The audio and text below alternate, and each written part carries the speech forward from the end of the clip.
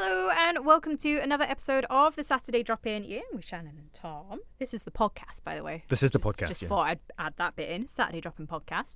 A hectic and fun show, I think. I think that's a really accurate description, yeah. It was like really nice and calm and very inspirational, and then it just went, have some sweets, which seems to be a weekly thing for us, but yeah. We'll get around to that.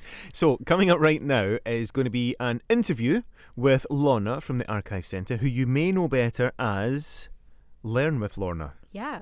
And then we'll have our usual... We had someone famous in the studio. She's actually properly famous, yeah. Globally famous, although not Antarctica, but we're going to work on that. We'll work on that, yeah.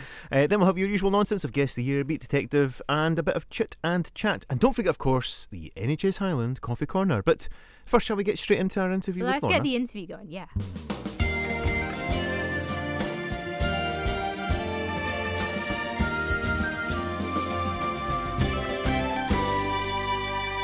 Saturday Drop-In with Shannon and Tom, and we are joined by Lorna from the Highland Archive Centre. Hello, Lorna. How are you? I'm very well, thank you. How are you doing? Yeah, good, thank you. So, Highland Archive Centre, I'll be honest, I got this request through and I was like, you're a charity? Yeah. Yeah, I thought it was all run by High Life, but tell us a little bit more about the Archive Centre. Yeah, so it is. It's part of High Life. So it is a charity and arm's length organisation from the Highland Council. But yeah, so the Highland Archive Service runs 4 archive centres across the Highlands. So we have one in Inverness, but we also have one in Fort William, one in Portree and one in Wick. So together they look after many, many thousands of documents relating to the Highlands history. So I'm just wondering, what size is the archive? Because, I mean, the nature of history is we're creating it always. We think about it digitally and how much data we are creating here in the studio with all the shows we make. But just give us some sort of idea of the size of the archive and how much content there is, how much material there is. Okay, well, I have never counted it, which is to my great sorrow. I never have time to do that. But I don't know, I would guess over 1 million items that we have. They date from the 1200s all the way through to the present day. So a real mixture of dates, a real mixture of content. If you take just our archive centre in Inverness alone, that's got 6 miles of storage, 6 miles of shelves. I can't run 6 miles, let alone I mean, I can't run 6 miles either. That's not relevant. But yeah, so a huge amount. And then, as I say, those other 3 buildings as well. And I think your point's really relevant in terms of the data we're generating at the moment. One of the things that an archive does that people maybe don't think about so much is, as well as kind of protecting, looking after and giving access to the past, we're also collecting the present for the future. And that can be in all sorts of different formats. So as well as paper and parchment and maps and all kinds of other things, we also have things on VHS, on Betamax, on digital files. So we have digital strong rooms as well. Wow. So yeah, it's a very, very broad range of both content and formats. And that in itself is quite challenging because these things will decay over time. Absolutely. You know, your VHS tapes, I mean, we've actually got some here from when we used to use VHS tapes for stuff back in the olden days. Don't they get brittle after time? Well, they must do, and they'll like stretch and tear, and of course they'll lose the magnetic element they do. to them. They need to be kept in the right conditions and the right temperature and all of those things. And I think that's one of the things, you know, I spend a lot of time, because my job is community engagement, I spend a lot of time speaking to all sorts of different people about the service.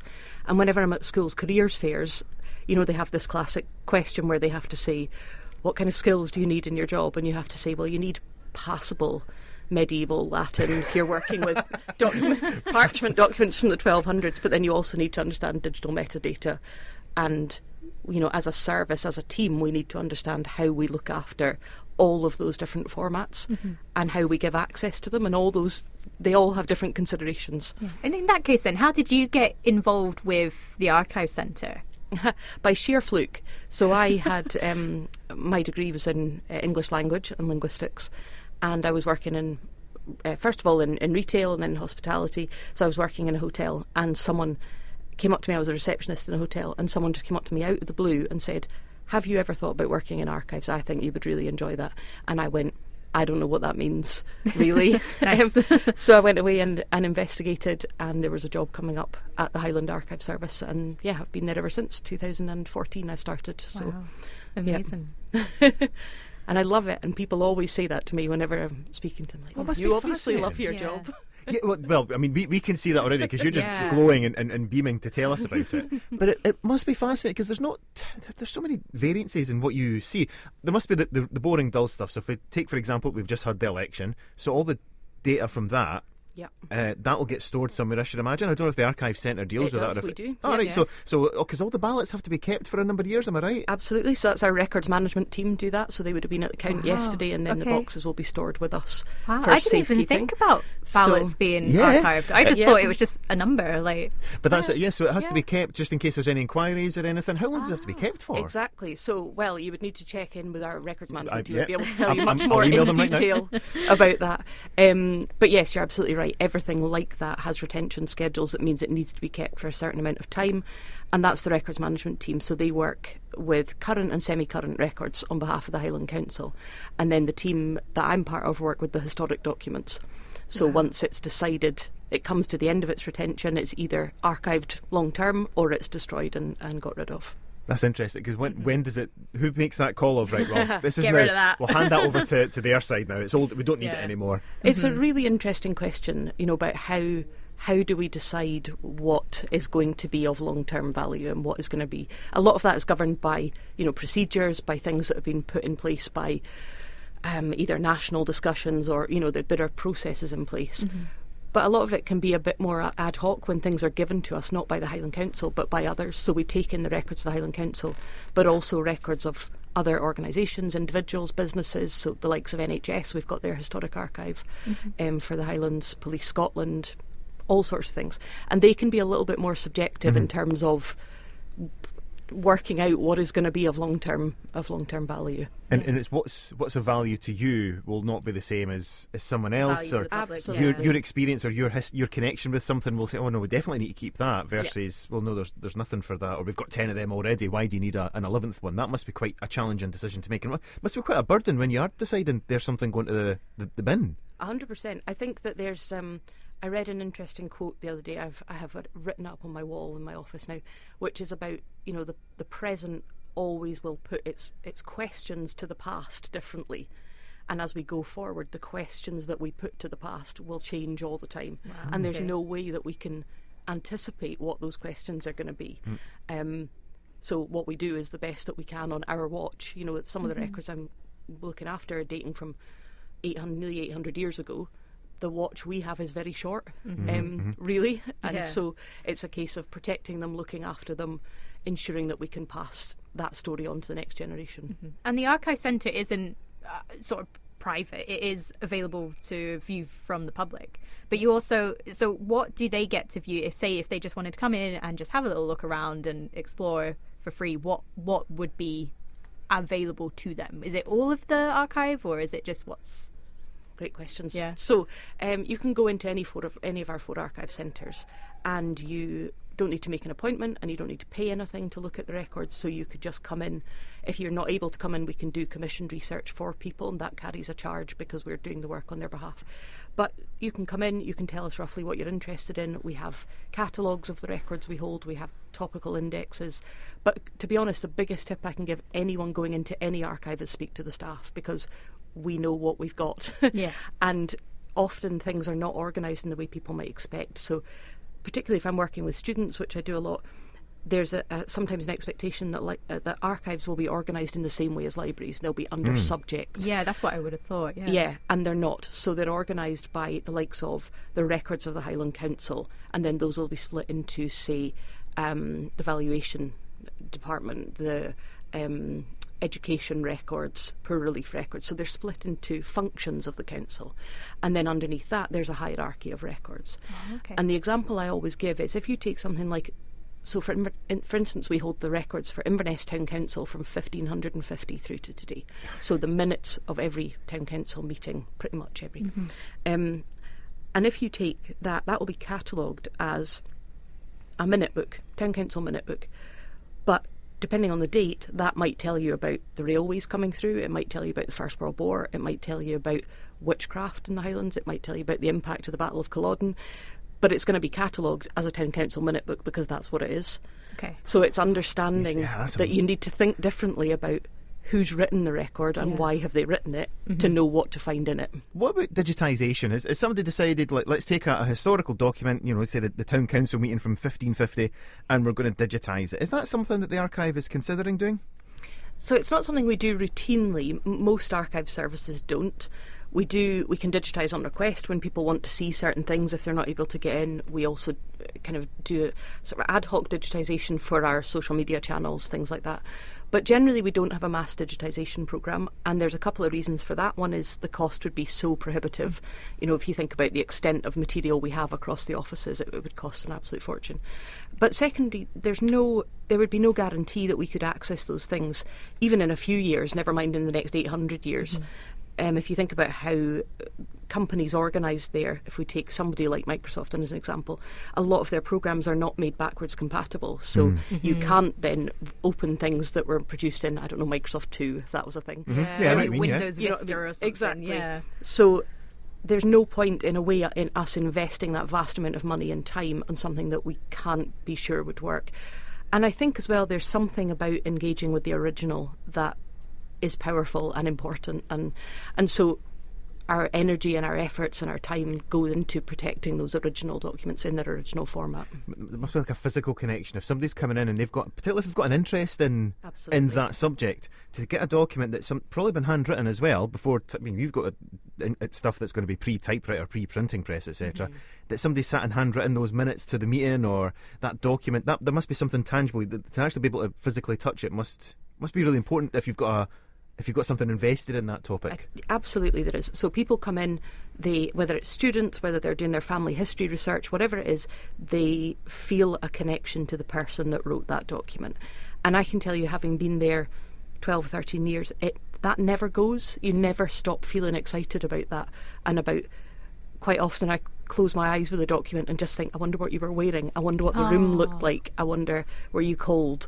Or, you know, what did you feel like when you wrote this document? And the other thing I say, which always makes me sound a little bit like I have a strange brain, is that I quite often feel like I go into our strong rooms and that there are all these boxes with all these lives contained in them, and a little bit like I can hear all of these voices talking at me in the strong room going, you know, tell my story about needing poor relief, or tell my story about being in hospital or falling in love, or whatever it is. You know, there's just so many lives contained within the collections. I love that. That's something that I think a lot of people maybe not consider when you just like, it's just an archive centre, it's people's lives at the end of the day.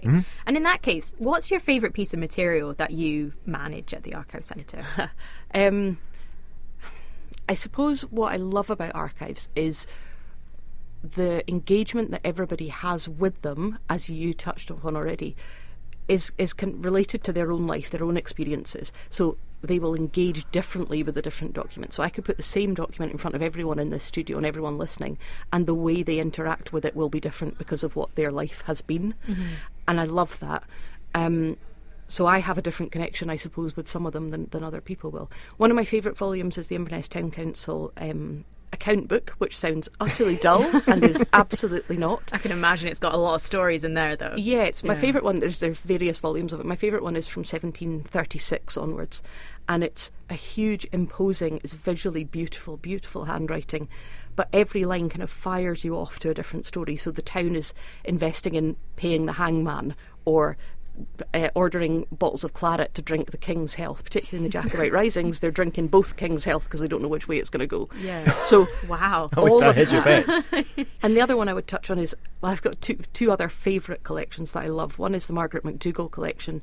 Born and bred Inverness, she was the librarian and the museum curator, and she's just a font of knowledge. She did so much research on different subjects, and you can find everything. And then the other one is a big collection called the Fraser Tytler Records, family who owned Eldowrie Castle, and again just a load of interesting characters. And that's just from Inverness. I've got other favourites from the other offices as well. But brilliant. Now you've got all these favourites, and we can see how engaged you are and how much you love what you do. And this has led you to become a bit of a YouTube sensation, I would say, and that you've launched some time ago now is Learn with Lorna. I keep saying lunch with Lorna for some reason. So we're going for lunch. Yeah. But yeah, Learn with Lorna has given you this chance to have like a sort of 20, 30, 40 minute focus on a particular element or a particular subject. How did that come about? So my job, hence why I can't give you exact answers about retention schedules for RM, but my job is around engaging people with the collections we hold. So I spend a lot of time in schools, in the prison. I work with, care homes, different organisations, groups and so on. And when COVID hit, like everybody else, we kind of went, we're going to have to absolutely rethink how we do everything here. And, you spend so much time investing in engaging people with archives and what they are. Most people, or a lot of people, don't know what an archive is or don't know they can access it. So you spend a lot of time building that up. And then we went into lockdown, and I thought all of that work of getting people in the doors is going to fall away. So what can we do that can still engage people with the collection, still tell stories from those collections? And so I set up a series of 14 episodes initially, which were they were aimed at parents who were homeschooling. So I picked things like World War I, the Victorians, the Jacobites, big themed subjects that parents could use at home. And then it just absolutely took off. And I was getting people writing in who were tour guides, people who were watching in Australia and America, and people who were saying, I work in the Highlands, I run bed and breakfast, it's changed how I interpret things for my guests, and all sorts of things like that. And so, that was 6 years ago, and we are now on just coming up to episode 260. Wow. It's phenomenal, yeah. Nuts. So, all kinds of stories. A lot of people from all over the world. The one continent, as far as I'm aware, we have nobody watching on is Antarctica. So if anyone has a connection, let's we can get a penguin. I think we've got to. That's our objective now. Is to get Learn with Lorna out there. It's on all Learn the other Lorna continents in Antarctica. 260 episodes is a lot, but the archive goes back as far as it does. I mean, it'll be an endless task because you could pick. There's so many subjects you could pick, and you'll never sort of cease. So, what's coming up? What's your sort of future plans? Have you got anything that you've got lined up? Do you sort of look at where's a big anniversary coming up? So I'll pick that because it's a big 100, 200, 300 years since sort of thing. How do you go about choosing your content and what's coming up? Yeah, so I've done some like that. So I'll do things like we did one for the anniversary of the Field Club. We've done them for anniversaries of certain organisations. We've got obviously Dingwall 800. We do indeed. Here. Going on this year. So yes, sometimes I will theme them with particular things. Around November I tend to do one that focuses on a person who's been connected to the First World War, or something that is already kind of something people are talking about. So we've done mental health episodes in May, things like that. But really it's just me running riot in the strong room, listening to all the voices of people and going, how can I tell this story? And often I find, like, if I read something in the documents, if it makes me laugh or it makes me teary or it makes me feel excited in some way, then I can probably convey that. You feel like if I feel that, other people will probably have that same connection to the record. So how do I tell that story? But the one big exciting thing we've got coming up is we've got an in-person Learn with Lorna for the first time ever. So I do a lot of talks and a lot of events, but we've never done an in-person event around Learn with Lorna, and we're doing that at the end of May. And we've got people coming from Australia and all sorts of things for that. So quite excited about that. I like that. I've got one more question, I think. So what do you think people around the world are so fascinated about Highland history? Why do you think people are interested about that? I suppose in Highland we have a particular diaspora, so we have a lot of people who have left Highland, whether that's through the clearances, whether it's after the Jacobite Risings, whether that's through voluntary emigration in the 19th and 20th century. There's all kinds of people who have left here and taken elements of Highland or Gaelic culture with them. So I think there's an inevitable connection between places like Australia, New Zealand, America and so on. But what I think I've been surprised about for Learn with Lorna is that we've had people watching in Pakistan, in China. We've had people saying, I'm in Peru and I had someone come into the Archive Centre who brought me a book of poetry, and she had written this book of poetry and she'd put a dedication to me in the front and said, I'm from Argentina and I'm part of the Department of Culture and we watch as an office. Aww. We watch Learn with Lorna. And I was like, how extraordinary. Yeah. So I suppose people are connected to all different elements of Highland culture. I like that. I was just going to say, I mean, how do people get in touch? How do people find out more about this? So the series is on Facebook and YouTube. It goes out on all 4 of our Archive Centre's Facebook pages, and that's something I'm always really keen to tell people about, that the series doesn't just relate to Inverness or to Highland Archive Centre. It's very much telling stories from all 4 of our offices and right across the Highland area. So you can see it on our Facebook pages. Every episode, usually they're live and then they're subsequently streamed on the High Life Highland YouTube channel as well. So you can track them down there or go and have a look at our website. There's a whole page about Learn with Lorna.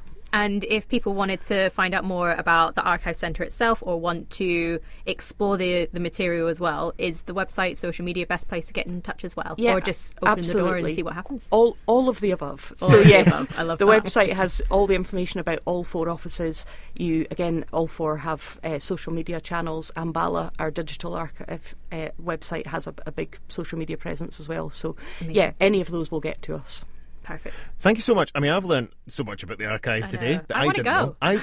Let's have a visit to the archive together. A drop in the Awesome. Archive Centre. We want to find out. Here we go. The final question. Go on. Is there any sort of radio history? I mean, obviously we've had hospital That's a radio's good been here for point, 55 actually, years. yeah. Will we get a mention in certain places? Obviously, Morayfirth Radio was 40-ish years old now, Yep. so there must be references to radio in the archive. Yeah, so we've got some MFR, a big collection of digitised reel-to-reel no tapes way. from MFR. Yeah, I love that. And we worked a lot with lovely Donnie Aird, Oh, who you will of We course know Donnie. Who's Donny. Donny? Who doesn't know Donny, eh? Oh, what a lovely, brilliant. lovely Isn't man. he just? Yeah. He is. He's Wait, he celebrated his 90th I birthday a couple saw of weeks that. ago. Yeah. He's absolutely lovely. So he's a big supporter of ours as well. And yes, so we've got some MFR records. We have got the NHS Highland Archive. So I would need to look in that and see if there's reference to hospital radio being I'm sure there would be established. somewhere. Oh, I'd hope so. I'm sure there would. Also, Oh, if you have stuff, feel free to give it to us.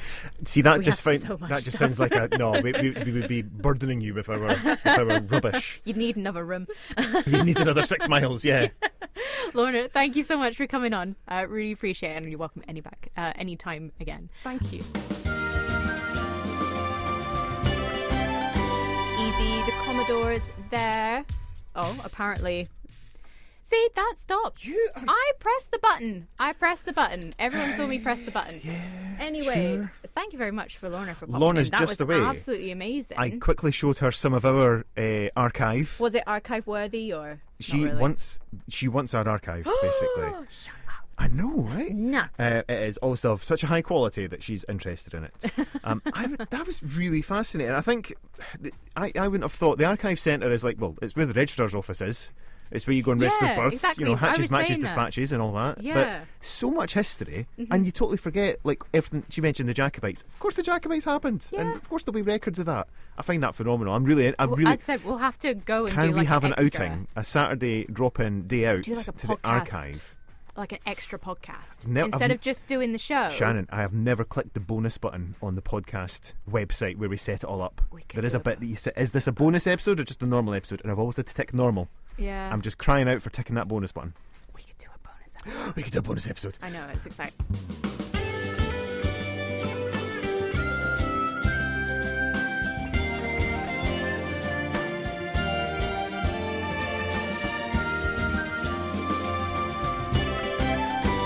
So can I tell you my first bit of good news? Yeah, so you. I mean, I've got I was two like, goods and two. Well, describe- no, one good, two Describe bad. your week in 3 words. Yeah, the first word was shed. Yeah. The shed is built.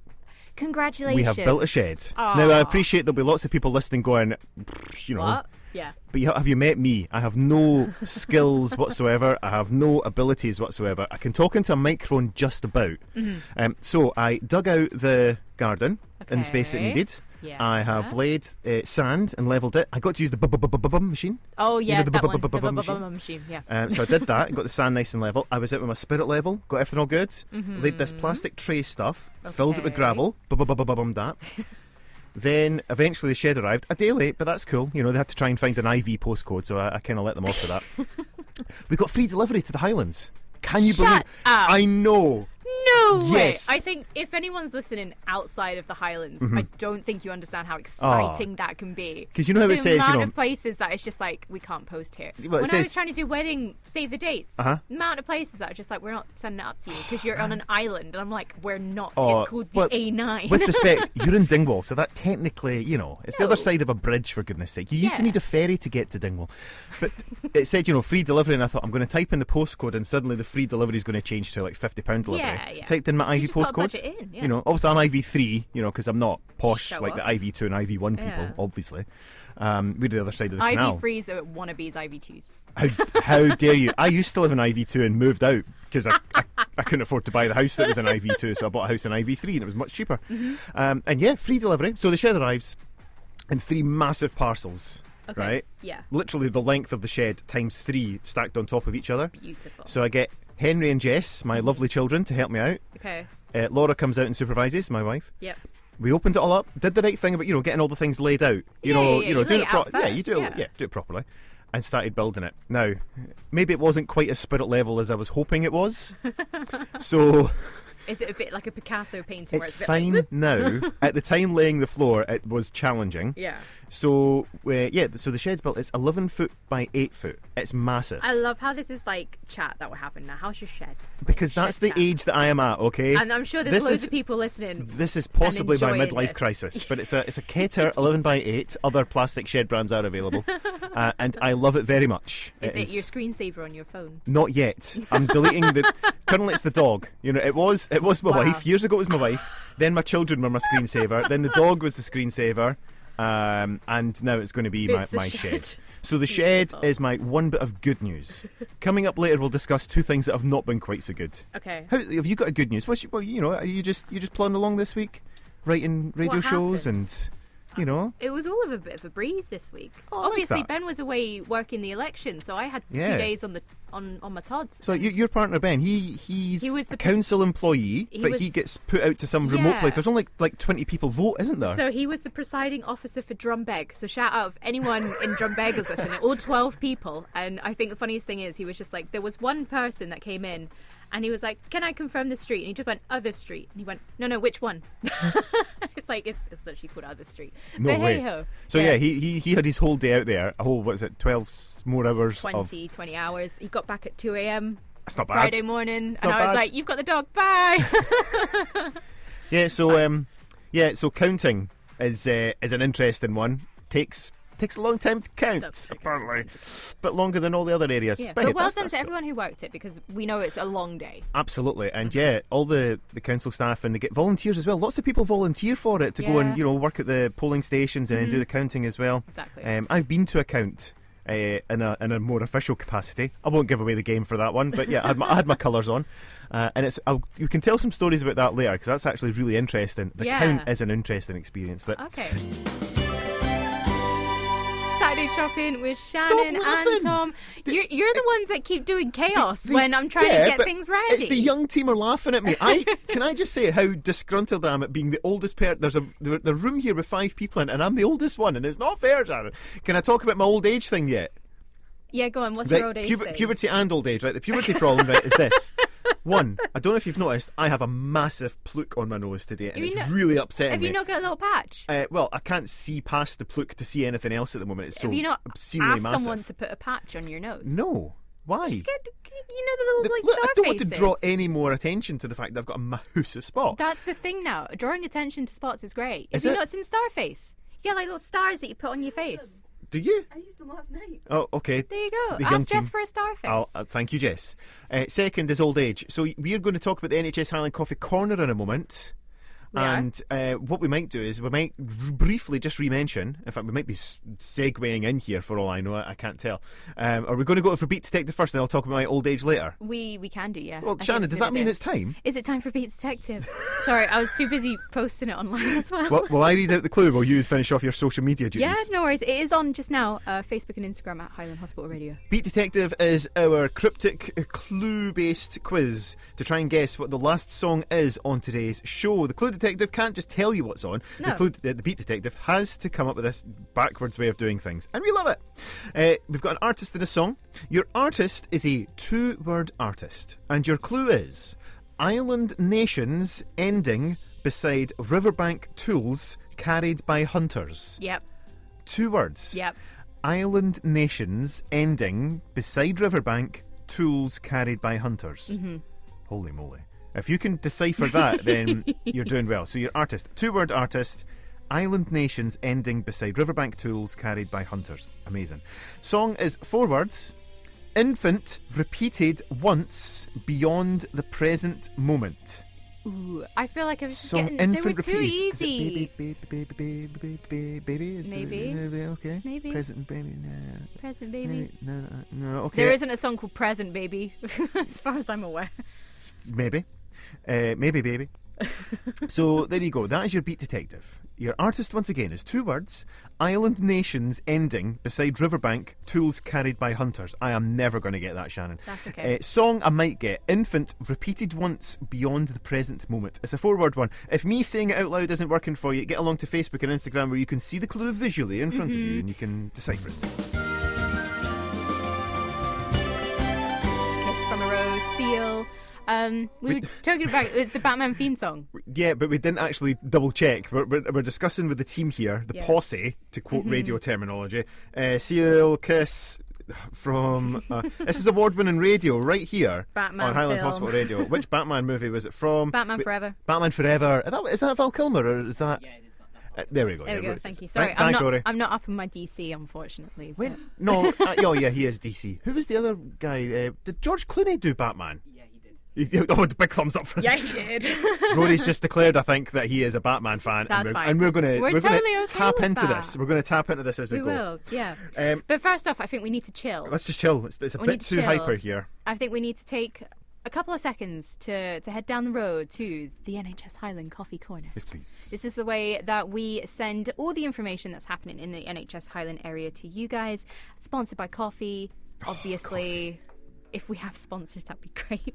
One day. If a coffee shop does want to sponsor us, if the Highlands table here at Rigmore wants to drop us a couple of free coffees to promote them. They already give us discount. Something. Depends who's on the till. Exactly. I'll start off. Go on So invites are on the way. Exciting. Oh, cool. If What's you're the party? if you're eligible for the COVID-19 vaccine this Yay! spring, you will receive a letter, text, or email. This will either give you an appointment or details on how to book online. So if you're given an appointment and that isn't suitable for you, you can obviously reschedule it. Please make sure, don't just cancel it and not get it, just reschedule it. And if you need to do that, go to nhsinformed.scot/COVID-19 vaccine. This year, the Highland Children's Unit turns 10. Yay! Happy birthday, Highland Children's Unit. A decade ago, I'll do that one again. A decade ago, a shared vision and the extraordinary generosity of so many people across our community brought this unit to life. Since then, it has been a place of care, comfort and hope for countless children and families across the Highlands. Happy birthday. We get to spend some time down there every Saturday. Jess, who hosts Hits Different at 11 o'clock, that's the dedicated request show for the Highland Children's Unit, and we get to go and see it's a lovely space. It's not just a hospital ward. We've got sensory rooms down there.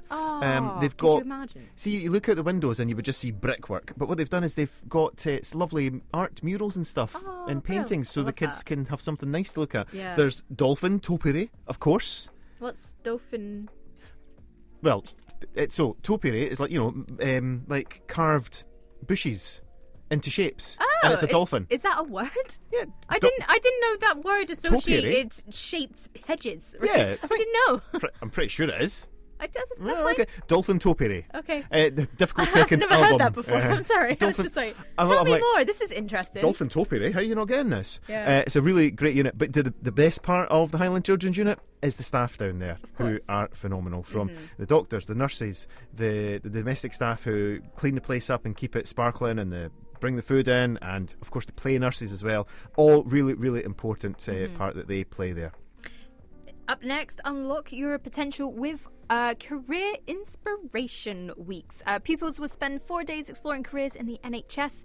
The immersive hands-on workshops are led by practitioners from across health and social care and support young people to develop skills for employment. The next event is currently in the Lawson Memorial Hospital in Golspie between the 2nd and the 5th of June 2026. If you'd like to learn more, speak to your guidance teacher or DYW coordinator for further information. So there's loads coming out in the next couple of months. Year, yeah, it's all through the year. So they have a post on Facebook if you want to see the later dates or something a bit more local to you. They are available there. So Great, yeah. exactly. Great careers available in NHS Highland. And not just in the care side of things, there's so many jobs in NHS Highland to make it work. Yep, exactly. We always like to talk about OK to ask, Yes, don't we? we And do. I had my own chance to do this. Did you okay to ask? Well, Or sort of. did you ask and it was okay? Well, yeah, well. So what is OK to Ask? It's a campaign hosted by NHS Scotland, and it encourages patients or people who are getting care to ask 4 questions, okay? And this is the brand questions, the Right, benefits, risks, alternatives, and nothing. The idea is go and have a look at the NHS Informed website Okay. about the condition that you're going through. you can get all the information that you need, and that might generate some questions. And what the NHS is saying is, when you come and speak to your clinician, don't just sit and listen. Have a conversation, ask questions if you're unsure of anything, ask them to explain stuff to you, particularly the long words that you get, to describe conditions, etc. Yeah. And when it comes to treatment, ask about, what's the benefits of having the treatment versus not having the treatment? What's the risks? Are there any alternatives to what you're being offered? So it's really important to do that. Now, this week, I had my chance to go and do that because I wasn't... I'll go into it, but I did none of this. I did the usual thing of you sit there and you nod while the doctor tells you what's going on. Yeah, no, this makes perfect sense. Well, the problem is my doctor was really good. So it was away seeing my GP. So earlier on we said that I had my three-word week was shed, puberty, old. Okay, yeah? I was going to say, I was like, I hope it's not... It's not that one. Yeah. No. It's old age is creeping up on me, right? Questions. So for the last month, I've not really said anything, but I've got a bad hip, right? Oh, no. Exactly. That's okay. You're allowed to have a bad hip. It's so it comes sore. Of age. So it's been... If a niggle has grown into a pain, has grown into a struggle to sleep at night. So, ooh, okay, yeah. So I'm owning up, and went to see my GP, got an appointment. I was offered an appointment the same day at my GP surgery, which is phenomenal. Phoned in the morning, got a phone call back from the doctor. They offered me same day, and it was actually too soon. I couldn't do it, so I said, "Can I come tomorrow?" So anyway, went up and she asked some questions, comes up with some ideas. Then she gets me up on the table and she's like bending my legs in different ways. Okay. Basically to try and induce me to go, "Ow, that hurts." Which she achieved. Good. She's finding out which bit's broken or not working. So can confirm, good doctor. She may pay go. Exactly, yeah. I'm lined up with my consultation with my physio now. I have to go to a physiotherapy session. Oh, fun. And then they're potentially sending me for an X-ray. So could I be in a, could I be the NTC doing a live broadcast for a hip operation? Oh my God, yes. That's how old I'm getting. Yeah. The doctor was very kind to say, "You're not that old, Mr. Nelson." That was doing some heavy lifting, wasn't it? To be fair, I also need to go to the GPs for a click in my hip. Have you? When I go up the stairs, I get a click, and I'm like, that's not meant to happen. If we only had some hip hop lined up just now. That's your NHS Highland Coffee Corner.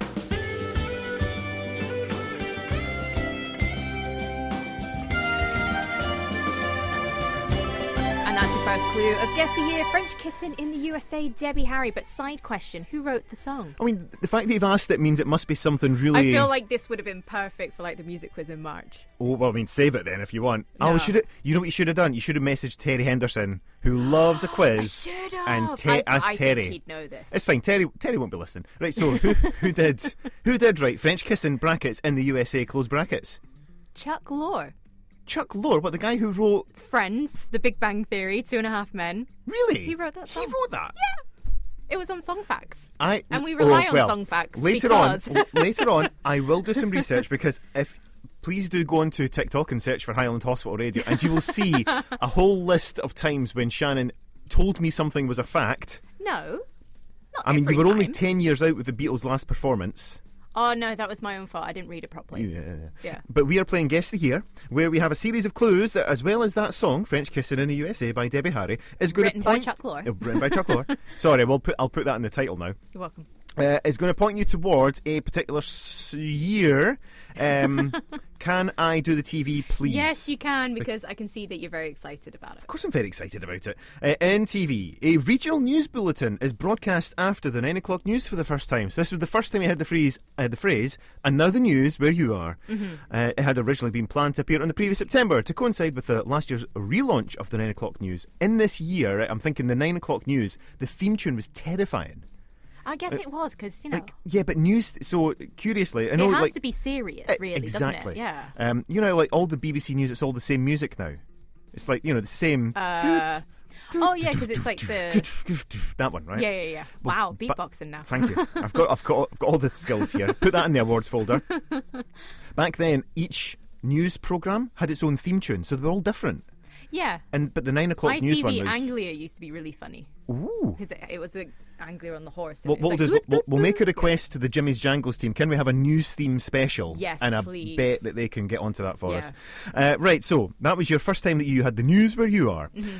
The debut, don't press play yet. We need to hold off on this and really enjoy it. The debut of the high-tech game show Catchphrase on ITV, presented by Roy Walker. I want the full theme tune, please. There you go. Maximum volume. It's an absolute banger. Say what you see. We'll turn the microphones off for a moment so the people in the studio can enjoy it. Oh, okay, sorry.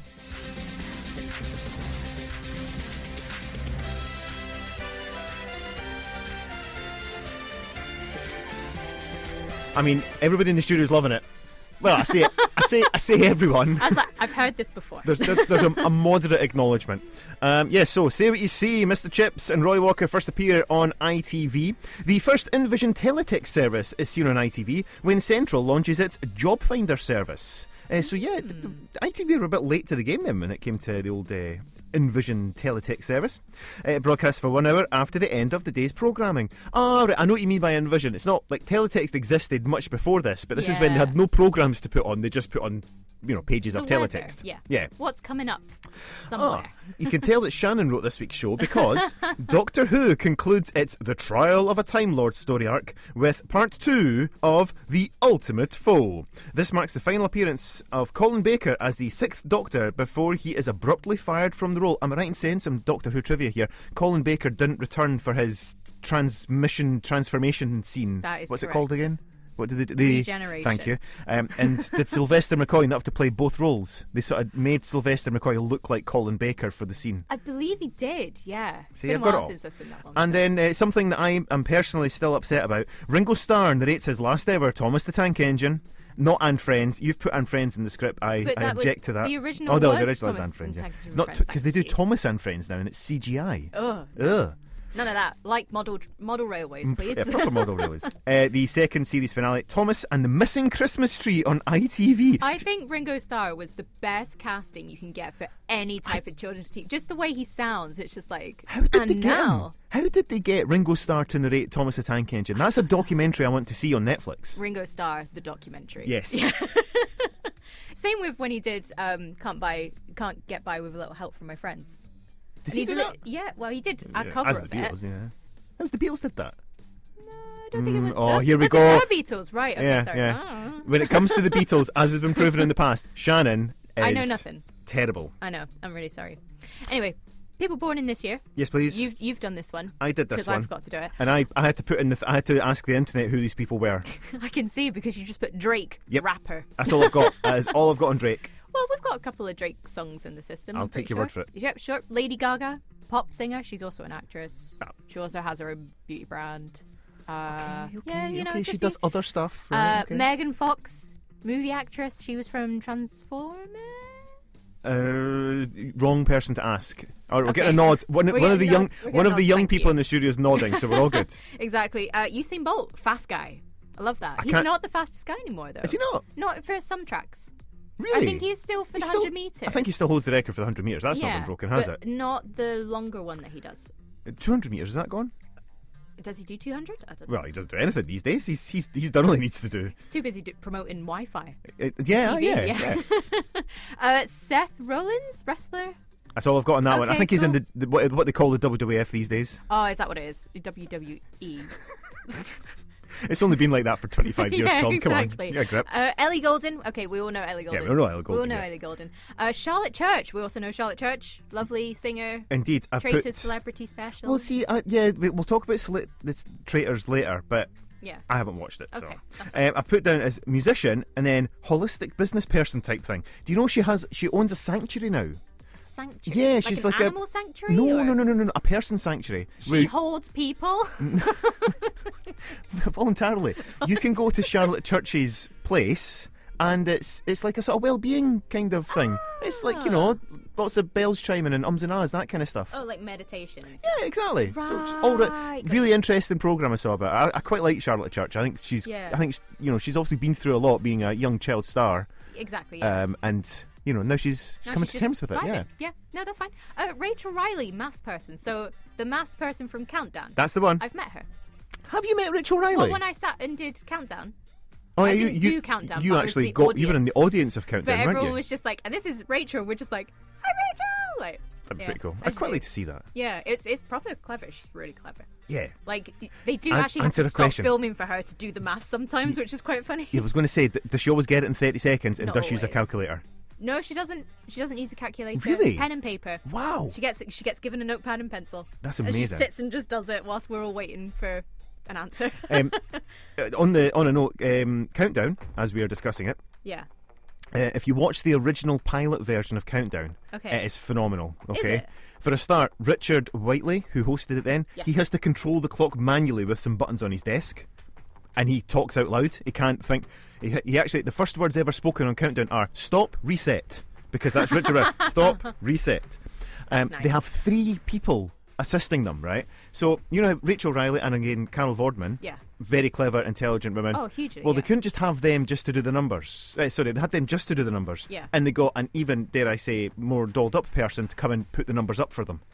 Really? They had no tile assistant? Yeah, the nerd maths person couldn't possibly be glamorous enough to put the boards up. It's so dated. Oh, you know, in terms of how poor it is. Yeah. But then it's not the same person who puts the numbers up as it is who puts the letters up. Oh. They also had quite a high budget for assistants. Yeah, anyway. I did see that. We've got a runny person who's also born in this year. Yes, Jessica Ennis-Hill. Did she not win gold medals within like 6 months of having her child? I'm pretty sure she did. My wife Laura doesn't like her for that purpose. she's like, oh yeah, well, you know. It's her job. She's literally the baby has just been born and she's out running and she's winning gold medals. And my wife's going, I really dislike that. Also in sports, sticking with that, the Scottish Masters was held in the Hospitality Inn in Glasgow. Hospitality Inn? That was what it was called. Okay. Seeing Canada's Cliff Thorburn win the championship, winning a grand total of £13,000. Wow, back then. Northern Ireland's Alex Higgins was the runner-up, as well as winning the highest break of the tournament. England enjoyed a 3-0 win over Northern Ireland at Wembley in a European Championship qualifier, with Gary Lineker scoring twice. Imagine Gary Lineker actually playing football. Well, sorry to tell you this, but I saw it for real. I watched. For realsies, were you there? Well, no, I wasn't there, but I've seen. Oh. I watched live Yeah, football but when I've he was only known playing. Gary Lineker as a presenter. Well, I knew him as a footballist. That's so. a shame, isn't it? Alex Ferguson was appointed manager of Manchester United, replacing Ron Atkinson. British racing driver Nigel Mansell lost the Formula 1 World Championship in the final race to Alain Prost, but was still named BBC Sports Personality of the Year. I'm sure that made up for it. What a legend. Again, I Proper watched him. Brummie accent as well. Interviews for Formula 1 back then were so much better. Yeah. No media training back then. And as of course we all know, we like a bit of randomness. East Germany, well, there's a giveaway for years. East Germany was the highest winner at the open weight classes for the World Rowing Championships. Yes, all you World Rowing Championship aficionados are going, finally, they're talking about this. These Germans won 4 golds, 2 silver and 5 bronzes, followed by the Soviet Union and Romania. Good times. I was alive back then when we had a Soviet Union and an East German. Yeah. What was going on at the movies, though? Well, at the movies, your top grossing 5 films, according to IMDb. At number 5, you have Star Trek 4, Voyage Home. Such a good film. It's not the best Star Trek film, but it's still very good. It's still a good one. At number 4, you have The Karate Kid Part 2. I keep forgetting that there's a Part 2. I don't think I've watched Stick with number 1. Yeah, at number 3, you have Platoon. Nice cheery one for a Saturday it's a good afternoon. One. Number 2 is Crocodile Dundee. And at number 1, of course, it's Top Gun. Oh, it's the year that original Top Gun came out. OG Top Gun. I'm sure that's probably giving it away there. What happened in the news? Well, I'll give you just a couple because we're running over a wee bit. The Vauxhall Belmont Compact Saloon goes on sale. Wow. What a pretty... I had to Google that and I'm like, wow. Giving buyers a traditional saloon alternative to the Astra hatchback. Because sometimes you just don't want an Astra. United Kingdom and France announced plans to construct the Channel Tunnel, Le Tunnel, which they hope to open by the early 1990s. Again, something I grew up with was seeing... I'm going to turn into somebody who's maybe closer to my age and say I remember the scene where they broke through and like they waved flags at each other when they finally built the tunnel. It's quite an evocative, when we used to get on with Europe.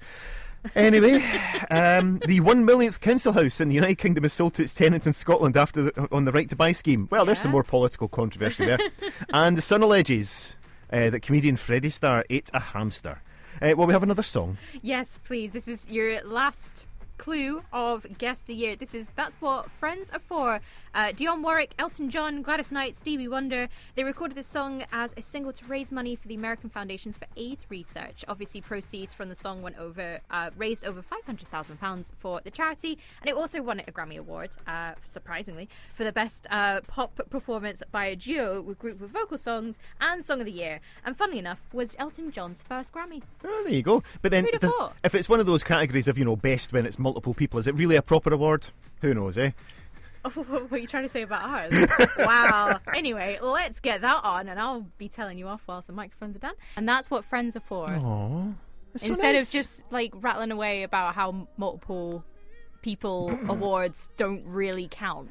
Thanks. Our award is glorious. Exactly. So, I think we all guessed the year in the studio. I mean, I did because I wrote it. Well, you wrote it. I got it based on catchphrase. Only one person got it in the studio, and they got it based on the fact that it's the 40th anniversary of Top Gun, which apparently has got some specials happening at, is it The View or is it at Eden Court?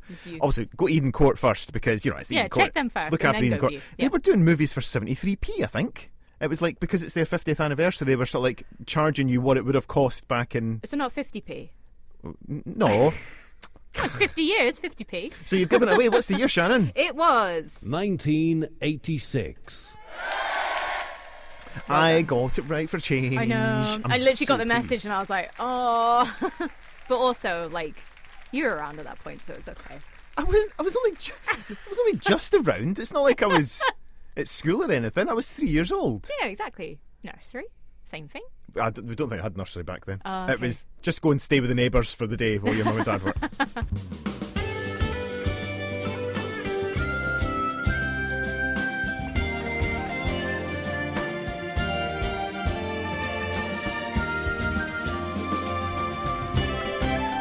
The chain Fleetwood Mac is coming up to 1:45. So obviously you might hear some sort of some shaking, some rattling. I can't do it quietly. So. I know, exactly. It's because obviously the Hasties are back after their break from last week. Hello. Oh, come in. Hello. Hi. Hi. Quite loud, am I? No, you're fine. Yeah, you're fine. No, I'm fine, am I? Yeah, you're good. Yeah, we're back to annoy you with chaos. How Yeah, was I've heard. Mac Murray? Really good. McMurray was really, really good. Yeah. It's Mac Murray. It's not Mac Murray. McMurray. McMurray. It's just McMurray. I think there's certain ways to say it. Yeah, exactly. And I'll Yeah. always get it wrong. That's a fact. Who was your favourite act that you saw? Oh, Calmy Barnes was really good. Yeah. But Black Lace, who were running late, they were good. Of course, Black Lace were good. You didn't have to say Yeah. that. We knew that. I think I quite liked GBX. GBX was so good. Oh, nice. I heard Yeah. good things from GBX. Because what happened was they did it on the Saturday, and then Andy, who's the guy that does McMurray, Yeah. he was like, "Oh, we've got a surprise," and then they came back on the Sunday. Oh, So we brill. had like double GBX. Double GBX. Yeah. Love that. And then we had Entrance. They were special guests right at the very end. Who? Oh, Entrance. Oh, can we have some entrance on the system, please, Shannon? I will Thank look up while you you. keep chatting away. So obviously you guys bring in some food for us most, Yeah. most days. Even when they're not here, he left a parcel of food when they went here last week. How crazy is that? I know. I didn't want to see you waste away, do you know? Oh, yeah, because I'm wasting away here, aren't I? You had to have your coffee. I did have to have We my had to coffee. have the coffee. Well, not full disclosure, Shannon took the coffee I last took week the coffee home. because I came through and said, "Oh, look at this looks quite nice," and she nabbed it and took it off I me, was like, so I "That's never mine." got it. Tom, What? I've got coffee for you. baby. Yay! Yeah. Hey, I always need more coffee. It's always time for more coffee. They always bring in sour sweets, and to be honest, the past few weeks, the sour sweets have been, Nah. well, what can I say? Not sour. They've been sweets. They've not been sour. So what I did is I went onto the old Amazon, other online massive conglomerate rich people things are available, and I typed in sour sweets, and I got this package of sweets has arrived. It's littering the desk at the moment. Yeah. And well, we're going to see what happens. Yeah. Yeah. Because So I've what always can you tell us what complained we've got, I Shannon? love a super, super sour sweet. So apparently these come as a scale of 4. 4 being your big boy, and then 1 being your it's okay. So obviously I've gone for the max. There's only one that's super sour. There's only one 5, and you've got it. Oh no, I'll- I've got 4. Is yours a 4? I don't think there's any 5s in the packaging. We're just having a look around it. We've got Sacrilegious. the production team are looking into it. I've got this mini sour candy which is a 4. Oh, Anyone where's James? got 5? Has James disappeared? He's looking. Oh, He's looking. No, that's he's okay. got Well, his what we're going to do is bag of- I've taken this bag through, which is this little packet through, which is a 4. So, James and Emily, are you ready? Yeah, let's do The it. team here, Yeah. we've got I'm gonna Jess. try. Jess has got stuff. We've got two special guests who are joining us in the production team. We've got Rory and Rachel. They're going to have a wee try something. Right, we'll go. Are you ready? Yeah. Oh, okay, let's try one of these things. 3, 2, You 1, didn't. go. Okay. And see who wins. Okay. It's quiet radio so far. Nobody really adversely affected. Nope, 9 yet. I'm going to say, give me something more sour. This is so. How hard can it be to get a sour sweet these days? I mean, I've really built this up as well, haven't I? Emily's starting. really I good, thought though. Emily was starting to turn red, but she's all right. No, not turning the same colour as my mic yet. My sweetie was a blue one. Mm. I put both of them in my reds mouth. and blues at the same time. Okay. Maybe you need to put both in at the same time to get the. I did both. So did It's like I. when you get an epoxy resin, you need to put both elements together to turn it into glue. Well, this has been such a how listeners help us out here. Do you know what I'm going to do? Oh, what I'm you- going to go to the Dingle Sweet Pantry and I'm going to ask for the super sour plumes that they have. Surplums. Super plumes. We shall 'Cause not they're be shopping quite sour. Timu. Yeah, so if you're listening up in the wards or across the NHS Highlands, if maybe as a childhood thing you knew about like really sour sweets and you know where to get them, we are desperate for a proper sour sweet Aye. in this studio. If that's a 4, right? That is disappointing. Give me a Do you want 16. to try a 4? You're on a 1, right? We're passing them around. Should we get some entrance on just whilst we're... Let's get some entrance on, and We can finish we'll whatever's come back. happening here. We'll come back once we find a sour sweetie somewhere.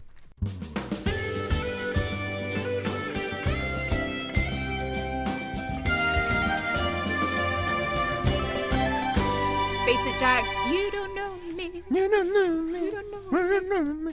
It's a Saturday drop-in, sorry. It's a Saturday drop-in with Shannon and Tom. I'm still quite disappointed in how sour those sweets can The sour be. sweets are not particularly sour. However, we've just found out that Shannon's eaten an entire stick of not sour sweet but sour chewing gum, and she's actually swallowed I it. just looked at the ingredients. I'm like, that's just chewing gum.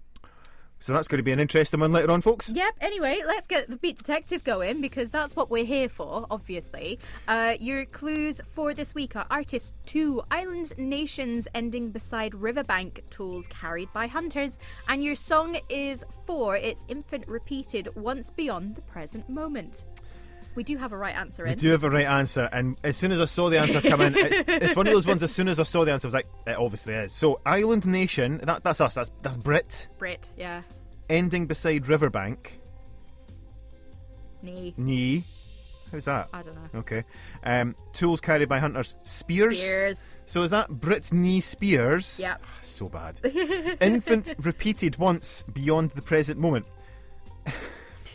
Is it baby? One more time? You know it is.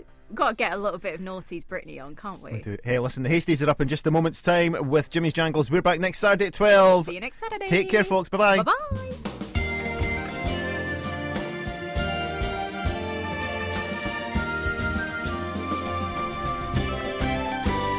Well, guys, that is another episode. What a laugh. Jeez. What a oh, laugh. I'm having to take a breather now. Yeah, no. Because not only did we have a crazy show, then the Hasties take over. So they're live in Studio 2 just now. And they start off with some Black Lace and Superman. So we have to Yeah. join in with that. Of course. You guys Have had to. a great time. Oh, we And I'll danced pay for around. that. We Yeah. Exactly. How was the show, folks? Did you like it? What was your highlights, lowlights? I'm asking the listener. Oh, You know? I was going to say, I was like, maybe me just finding out I've eaten a whole stick of gum. That but- is good. So yeah, during the sweetie phase, if Yeah. you missed that, Shannon goes, "Oh, what's the most sour? Give me something sour." So one of our guest presenter, producer-y type people who was in the room with us threw something at you. Yeah. You just disappointed, Yeah. not very sour, and then you were reading the instructions and the ingredients afterwards, Yeah. and it says chewing gum. It's actually chewing gum. So It didn't feel like chewing gum. You know, like mouthfeel wise, it just felt like it was a bit chewy. okay, It didn't stay in one state. How does that sound? Do you know what I mean? When you're like chewing it, it didn't become gummy. it didn't become like one piece of It still gum. felt like it was dissolving in your mouth. Yeah, Like, so I was could just swallow like, this. oh, Yeah. and I was like, oh wait, that's not good. So I'll let you guys know if I'm Yeah, if I have to do a quick. keep us It's up to okay date. to ask. What's the benefits of me having this chewing gum removed from me? Yeah. Is there I an think it'll be alternative? fine. What if we do nothing? I've got an iron stomach. I do, apart from dairy. Apart from that. Apart from dairy. Pesky dairy again. Yeah. Lorna was phenomenal. I loved her she so was much. absolutely buzzing. Imagine if she stayed for that sweet situation. She'd Oh, be like, no. what have I entered in? What am I involved in? That's why Yeah. we have our sort of normal element when our guest is here, and as soon as the guest leaves, it all kind of crumbles apart after that. It does. But no, I really want to find out more about it. So yeah, go and do some searching on your social media for the Highland Archive Centre. Give them a follow and have a look out for the next Learn with Lorna. I kept saying lunch with Lorna. I don't know. What is there something Freudian there or something? I don't know, but Is she it was just like, lunchtime? yeah, let's go for lunch. Yeah, cool. Let's go for lunch. So go and check that out, and I'm going to look and Maybe see that if should be our bonus podcast. You know how we joked and said we should do a bonus? Maybe it should be lunch with Lorna. And we go out for we have a picnic table. Oh my God. Sorry, ideas are just burst freestyling. out of my Let's mind. go for it. Right. Picnic table.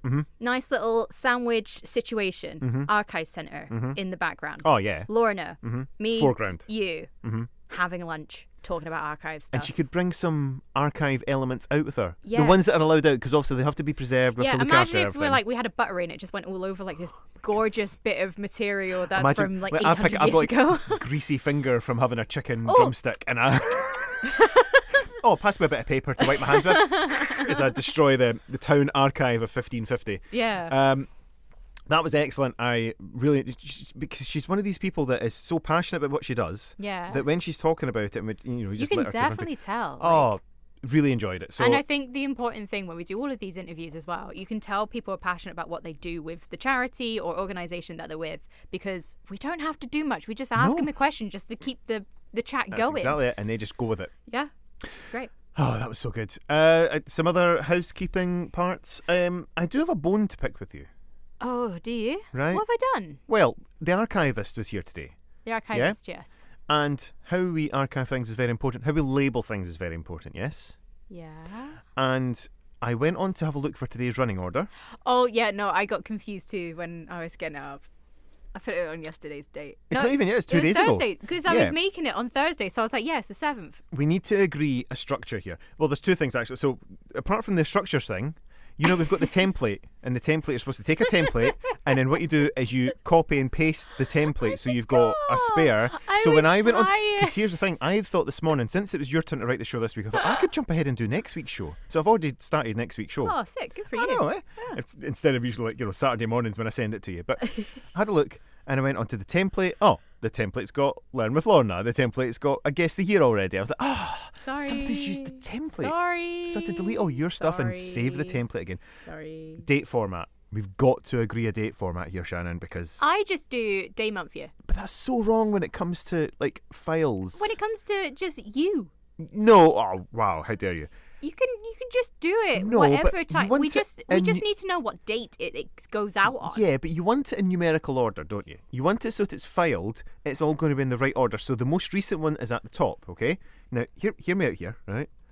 So you don't put the day first, you put the year first, Shannon. Why? Because no one talks that way. Yes, right, no no, one talks. It's yeah. 2026, May the 9th. you do in computers. Yeah, you do in computers, but we're not This is, computers. but the file. Oh my goodness, she's just I just changed the name changed. of the script. She's just changed. Oh my goodness, that is horrendous. The 9th of May, 2026. That is, you do not file things like that, people. Yes, you do. No, That's how I do it. no. And I can't believe I'm having to say it again. Just remember No. what Lorna said about how archives work and how they section things out. They can do it different ways, and it's totally fine. I'm not arguing with you with this. Why don't we just make month folders in the running orders? Yeah, okay, I'm cool with that. Or And then we've got 4 options. yeah, or I've got an alternative here. Why don't we just do it right, and year, month, day, because then there'll always be an order. Running order, year, month, day. Yeah, but it would be the same if you did it the other way around, day, month, year. But no, because if you've got a month folder, I grant you that, yeah. Yeah. But let's have a look at our folders for the Saturday drop-in on the OneDrive. Don't want to talk about it. Exactly, right? So I don't think we can be trusted with that. So I just, it was just an observation that I accept I am a flawed individual, and I have some little. I love how Jess is nodding. I just have some tendencies, and I just like things when it comes to ordering things, keeping things in order. Control. No, it's not about control. It's not about control. This is about. But we can do it day, month, year. No, we'll do it. You do it year, right? Podcast You're people. triggering him. Yeah. Yeah. Yeah. No, don't put her microphone up. Nobody You're wants to hear. triggering the poor old man. His hip is going to get worse from this. Oh, you know what? Does pain gets worse when you're stressed out? Yeah, so exactly. So stop being stressed and let's just come in an orderly fashion. Of day, month, year. Yeah. No, what you guys need to do is stop stressing me. Yeah, but we're not stressing you. You're stressing yourself. yourself. Do you see how me how calm me and Shannon are right now? I'm totally calm. So calm, taking breaths. You're gripping onto the chair for support right now.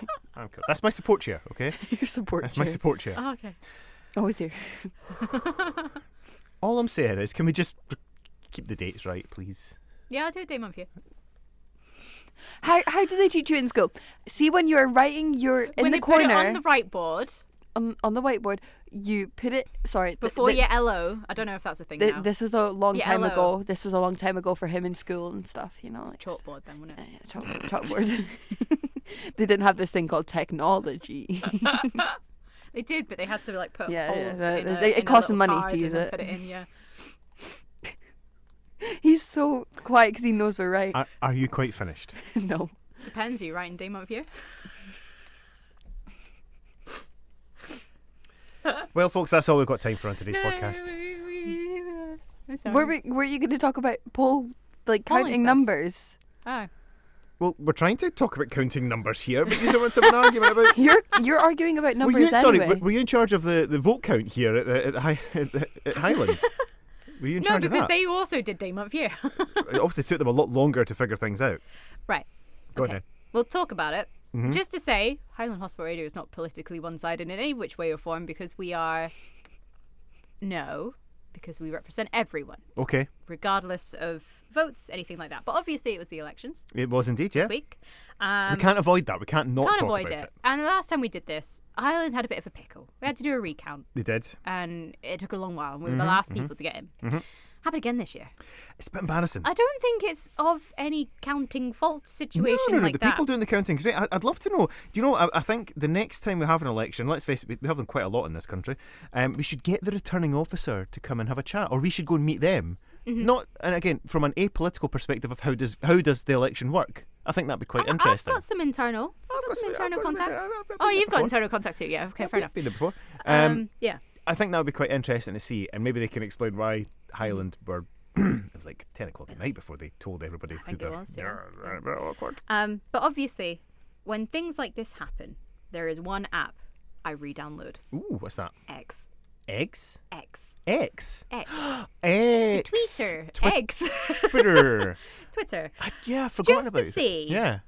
what people are saying. Oh, I'd imagine it was really balanced and like really, Caring and caring, nurturing. compassionate, nurturing, and well informed. Because I would imagine that's what you would get from X. Tell me more. So, just looking through some comments, just on the news. Someone obviously just gone, no excuse if you're doing it if it's not an overnight situation. True, yeah. Yeah. One of the comments was the A9 will be jewelled before get the final results. My favourite one was, funnily enough, it was from Council. 3 Highland constituencies have been declared. Keep following our live coverage of the Highlands and Islands list declaration. First comment, take your socks off and use your toes to count faster. They did take a bit of heat there, but you know what? We are not slating anybody at the council. No, any of the counters or anything like that. No. It happens. It happens. You know, it's whatever. It depends when the boxes get in and all that fun stuff. Yeah, it does. the boxes. It does though. Yeah, I get that, but that's if you're counting overnight. The boxes were sitting for about 6, 7, 8 hours before they got open. Anyway, it's all good, and we have new MSPs all over, which is great. All so, the MSPs. So we are looking forward to seeing what happens with that, and back again to do it again in 5 years' time. Yeah, Where I'll be 5 years' voting. time. exactly. Yeah, Jess That's will be nuts. voting next time. How it's do you feel? Don't know anything about it. Yeah, it's. Am I right in saying that Do you you're know what taking the- modern studies next year? That'll give you an insight into politics. You know why you should always register to vote? Why? It improves your credit score. This is very true. Credit scores are important. That's all, folks. Yep.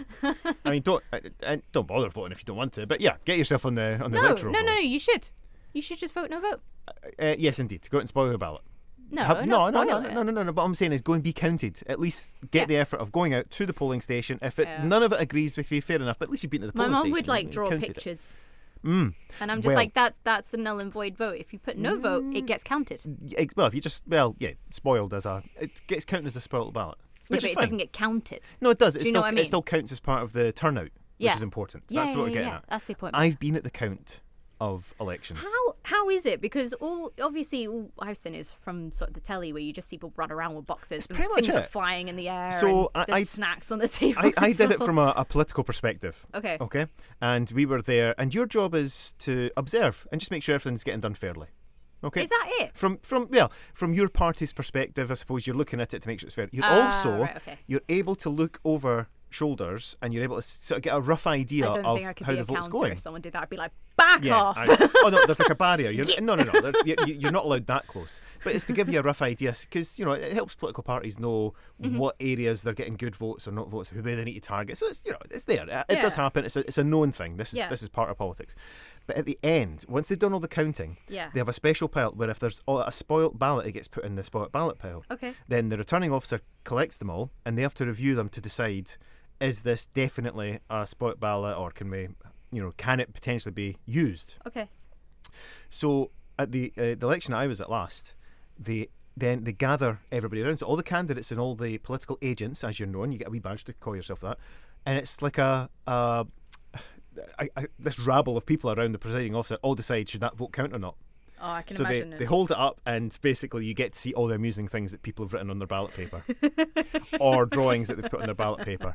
And and it's interesting that I know there's this whole thing of if you go slightly outside the box, your ballot gets. It doesn't. It doesn't, of course not. If there is a clear intention. So there was a wee joke post going about saying, somebody was a bit silly at the polling station, and it took me ages to cross out all the ones I don't like. Was the joke, right? So that means they've crossed out all the ones they don't like, but left one they do like, and that would probably still get counted because they've made it very clear that that's the person they want to vote for, and they've discounted Opposites all the other ones. Exactly. Yeah. So at the end of the day, do it properly. Don't be silly with it. Yeah. Don't risk. If you have any vote not questions, getting counted. just ask the polling clerk. The polling clerks are great. Some of them. I have to take that back because obviously I know one of them. I knew my street's polling clerk, and it was quite awkward because we were just like, hello, am I allowed to talk to you? He's like, how's you? And I'm like, good. You in for a long run? Yeah. What is the until chat? 10 o'clock? I don't know what to do. That's like a taxi driver chat, isn't it? Yeah. There's like 2 questions you must ask a taxi driver. Been busy, what time are you until? But a polling clerk, there must be the same questions as well. A friend of mine, who is a journalist, she says, don't ever say that to a taxi driver. You should say 3 different things. What's your favourite chocolate bar? Of course, because everyone's going to have a different type of chocolate bar. Ooh. If you were to go anywhere in the world, where would it be? And if you could change one thing that will change... It was one thing that changed, like, your life now, what would you have changed? Or what have you learned? Sorry. One piece of advice that you learned that would... So let me counter that idea. Yeah. I kind of want my taxi driver to concentrate on driving the car and not earth-shatteringly awkward questions. Meaning of life type questions. I don't want that. Focus on the T-junction that's coming up. Yeah, but like, you know how like driving's almost like second nature at some point and you can think of other things and you drive? No, Shannon. No. Just me? No, when you're driving your car, that should be your primary concern, Shannon. Yeah, but you can have conversation whilst driving. Yeah, but not when you're thinking about, what was the most earth-shattering moment in your life? What chocolate bar do you like? What's your favourite chocolate bar? People would just instant. They will. What's your favourite chocolate bar? Well, it depends. It's a twirl. Mine is a twirl. What it's a mood are you flake encapsulated in chocolate. I've gone off Cadbury, basically. It's not as good as it used to be. Have you had dark milk? I'm not a fan of dark milk. No. You not like the dark milk? I miss old school dairy milk, I'm afraid. It's just not as good as it used to be. So these days I like my Lindt, which is posh chocolate. Such an old man. But shut up. Same with his year, day, month, whatever it is. And I like mint chocolate, but like nice mint chocolate. You know, it's The one that Elizabeth get. Shaw. You know, like the crispy mint Oh my chocolate. God, yeah. I Crisp love mint. that. I like white chocolate. It's just plain, and There's I like basically no chocolate in it though. Yeah, I know, but it's creamy. It's really, really Yeah, nice it's and creamy. I'll have a good milky bar. That's what happens when you don't like. Actually, that's not dairy. That's not Cadbury's, is it? No, shall we all head off to let's head the Royal Voluntary Services shop and get ourselves a sweetie? Oh, do you know what? Yeah. Let's do that. Let's do that. Well, folks, we will catch you all next week. No guest next week, but that's cool because we can have a nice chilled show, Hopefully. leading us into The when we do second have a hour. guest. Yeah. Is that 'cause, the week after? We've got. Do you know what? We've got so many guests lined up and so many things happening. It's really So exciting. stressful. My birthday's this month. Oh, clang! I know. Yeah, sorry, didn't always get that one dropped in there, Wow. did you? Oh, it's Uh, fine. We're good. Folks, have a lovely time. If you're in hospital listening to this, we hope you get well soon. Yeah, if get you're a well member of soon. staff, thank you so much for listening and enjoying your community radio station for the NHS Highlands. We'll be back next week. So this is Jess saying cheerio. Bye. Shannon says cheerio. Cheerio. And I'll say, boy, boy, boy, boy, boy, Bye. boy.